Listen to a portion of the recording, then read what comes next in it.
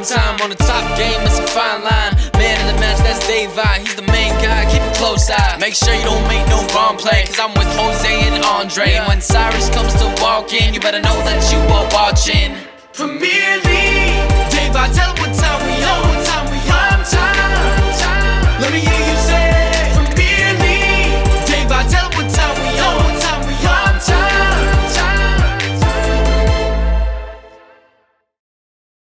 Hello and welcome to Premier League Prime Time, and this match has just come to a conclusion. Manchester United won, Chelsea won. I'm rejoined by Ethan. Good to see you yet again. Let's just get right into this. This match was wildly entertaining, as we could say, from minute 1 to 90. Honestly, there wasn't really a whole lot until a certain McTominay masterclass coming on late in the game when we were trying to close the game down. Jorginho, of course, does what he does best, scores penalties, and somehow a late goal from Casemiro levels the game at the end. But from a Chelsea perspective, thoughts on overall performances? Anyone that stood out in particular? Let's see.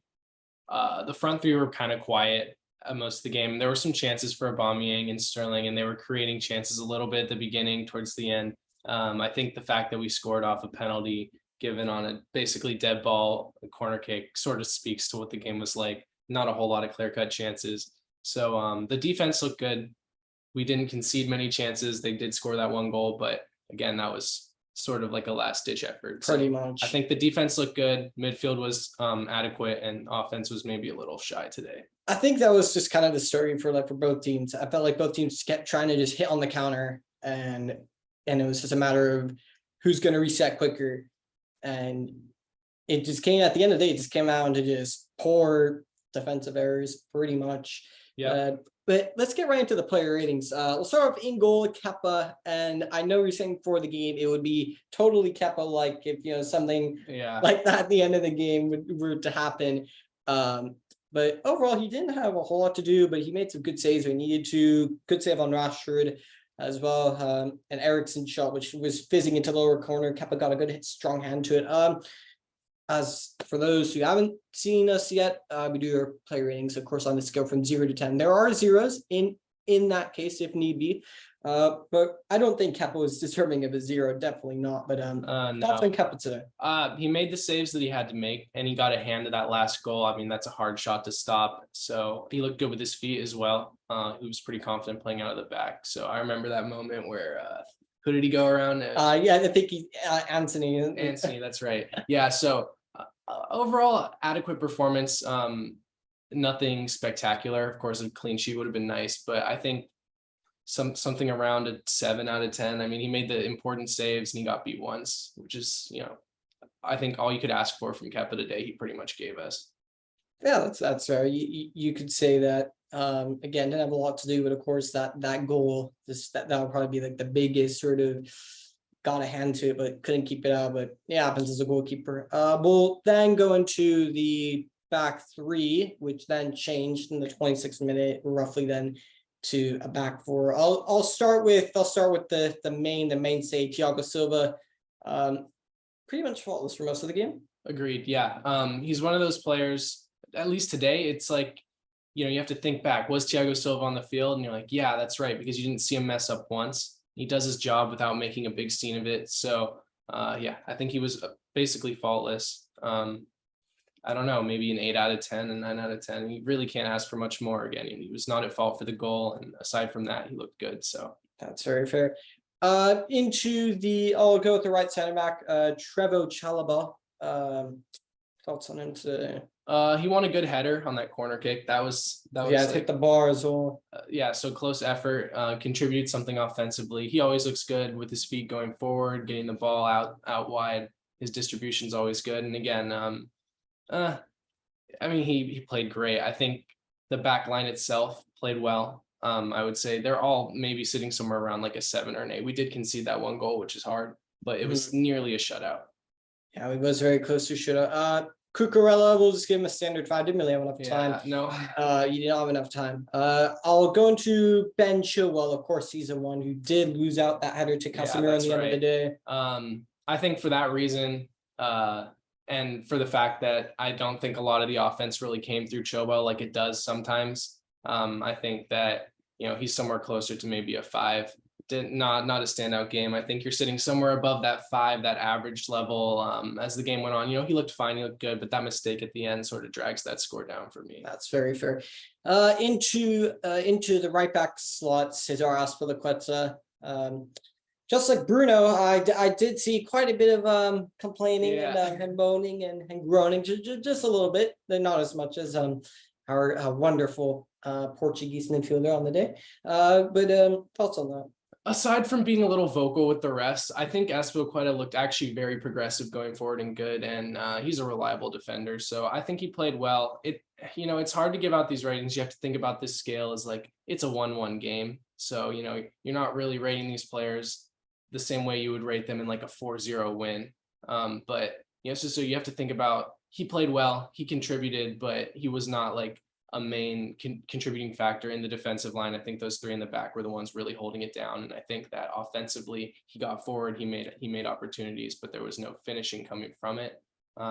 Sitting somewhere maybe a 6.5, 7. I think he had a good game. It just wasn't like there's nothing tangible there to take away from that he gave. That's very fair to say. Into the midfield, Ruben Loftus-Cheek. Surprised me. He played well. This is a big game, big opportunity for him to make a mark, and I think that he did. I wouldn't say exceptional, but he was noticeable and he was getting involved.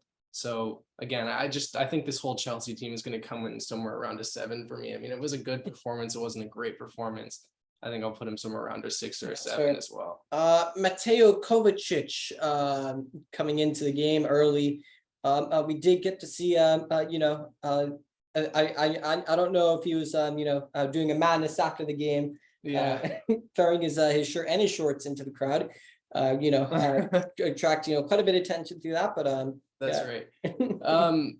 He came on in sort of an awkward situation, but he's one of those players that's always ready to go. I think again he looked good enough, and you have to think about this game could have gone either way. It was a very like defensive battle between these two teams, and I just think he did everything he needed to do to potentially give us a win, but of course the game ended up being a tie. So I think, again, I mean, this is getting redundant, but he'd come in somewhere around a 6 or 7. He didn't have as much time to make his impact on the game, but I think he looked good. 100%. Of course, how could we forget the main man himself, Mr. Ethan's favorite in the central part, Mr. Progressive Passer, the one and only Jorginho holding that midfield together. What are we giving for, of course, number 3 on last year's Ballon d'Or listing for today? Oh yeah, well, maybe a little high on that Ballon d'Or listing, but I actually think I saw Jorginho doing something that you don't always see from him, which was winning tackles, and making tactical yellow card slide tackles into poor Manchester United players. And playing the ball forwards too. Yeah, so I think that this was actually a really good game for Jorginho, and if he played like this every game, I would be happy to have him in that starting 11. But yeah, I think he surprisingly was one of the more progressive players in our midfield compared to Loftus-Cheek, who can sometimes get a little lost. Yeah, I think again coming somewhere around maybe like a 7.5 or a 7, but he looked good. And I think this was actually a good game from Jorginho. That's fair. Into the front 3, I will start with, on the left-hand side, Mason Mount. See, this is where things trail off a little bit. You did not see a lot from Mount today. I think like a 5. He really didn't contribute a whole lot. I mean, we did see some, beautiful bromance moments with him and Chile. Of course. During the game. Yeah, you can't go game without that. But yeah, there wasn't a whole lot there. The end result wasn't there. So he was working hard, and he did start the press, which is something that's sort of his job. But I mean, offensively, we did not look competent today. So I would say something like a 5 for Mount. Fair enough. Raheem Sterling playing on the right-hand side. Sterling, he got into those areas, never really had a chance to pull the trigger. I think there's maybe a couple of times he should have shot instead of teeing it off for someone else.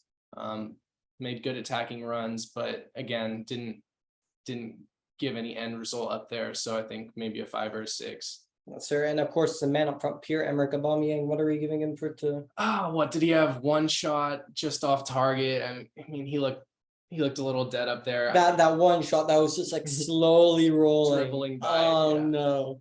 If that had gone in, I don't know. I don't know if I would be here right now if that went in. Yeah, let's see. I mean, came off early. We didn't see a whole lot from him. Not one of his better games, let's put it that way. I think he was basically shut down by that Manchester back line. So probably a 5 or a 4. Not really anything to take away from Aubameyang's performance today, I don't think. That's fair enough. Yeah. Now, on to the substitutions that came off the bench. Christian Pulisic, which I saw that I was watching. One of our own teammates. He loves to say Christian Pulisic, world class. He did make a big impact off the bench. He did make quite the impact. So for me, Pulisic is a big impact player, and I think you saw that against Brentford. We didn't come away scoring any goals, but the offense ran through him when he came onto the field. And today wasn't quite like that, but I do think that his willingness to drive at defenders opens up a lot of opportunities for us. A little less of that we saw today. I don't think he got the opportunity to get on the ball too much, but I mean, you know, he did his best to contribute. I mean, not a whole lot of time on the field. I guess maybe a 6, maybe a 5 out of 10. I mean, I do think he's a good impact player though for the team. That's very fair. Very fair to say. And of course, the last substitution, Armando Broja, of course, was the man who won the penalty in the first place because someone wanted to give him a nice big friendly hug. That's right.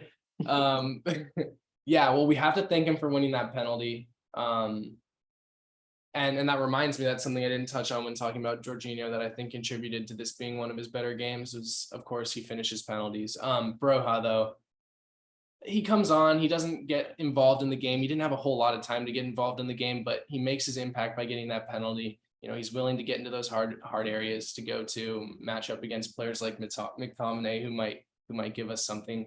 So I think just for the willingness to work hard, I mean, he loves to get in there and give it his best shot. So, and winning that penalty, he maybe sit him somewhere around a 6 or a 7, despite not really contributing too much besides that. And lastly, into the manager, Graham Potter. He put out a good team, and I liked his willingness to make a change in the first half. I mean, that's a bold decision.